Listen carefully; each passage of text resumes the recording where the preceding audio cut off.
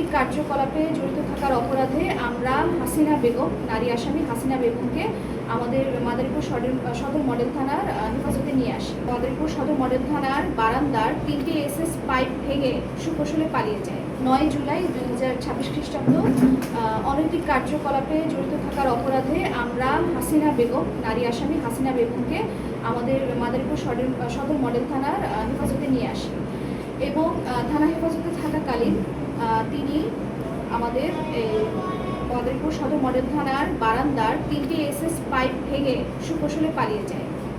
এরই ধারাবাহিকতায় আমরা তাকে পুনরায় গ্রেফতারের জন্য আমাদের অভিযান পরিচালনা করি।